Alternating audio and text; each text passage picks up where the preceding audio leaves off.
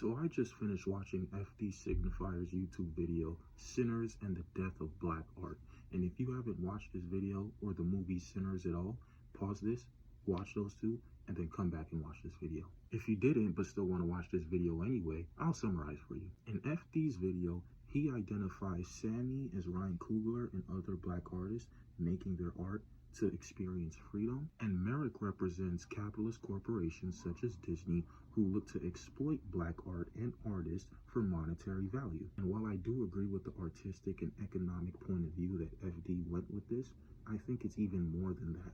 And to me, Sammy represents anyone who has a gift, and Merrick represents anyone who wants to exploit people and take advantage of that gift for their own personal gain. You're probably saying, that's what FD said. You just removed the labels of black artist and capitalist. Well, yes, but now I'm going to tell you how it applies in a more broad sense. When you start displaying your talents and gifts for the world to see, you're going to come across three kinds of people. The first kind is stacked. The kind of person that encourages you to explore your gifts, explore your talents, and see how far it takes you. Second kind is smoke, who isn't necessarily knocking your dreams and aspirations, but they want you to be more realistic and choose a more secure career path, if that makes sense.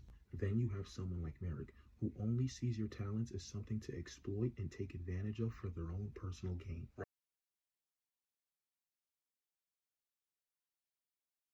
Remember, Merrick's goal was to reconnect with his friends, his community, his people, and he wanted to use Sammy to do that. Just look at the way Merrick interacted with the juke joint. First, he tried to get in with a false sense of camaraderie.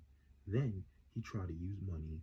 And then lastly, he resorted to force. Throughout those three entire steps, he tried to make it seem as if he cared about Sammy, as if he cared about the plight and struggle of everyone in the juke joint, as if he wasn't the problem, as if he wasn't the enemy, as if he wasn't evil. But all he's doing is what every manipulator and people who like to take advantage of others do.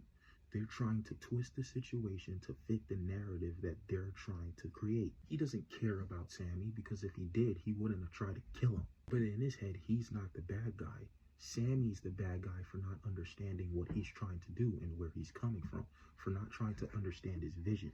But the reality is, Merrick's vision is only self-serving.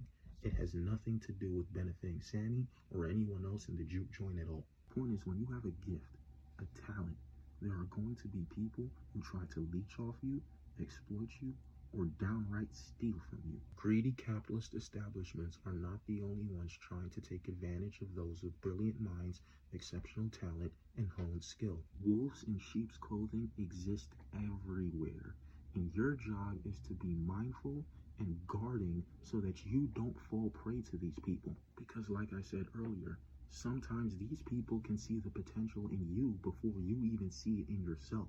But this is why it's important to be mindful, be wise, and have people like Stack and Smoke towards the end of the movie who are willing to protect you and want to see you flourish as a person exploring your gifts and talents.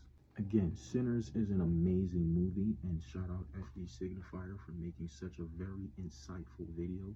If you have not watched either of those two, I highly suggest you do. You will not be disappointed. Much love. Peace. God bless. Y'all stay safe.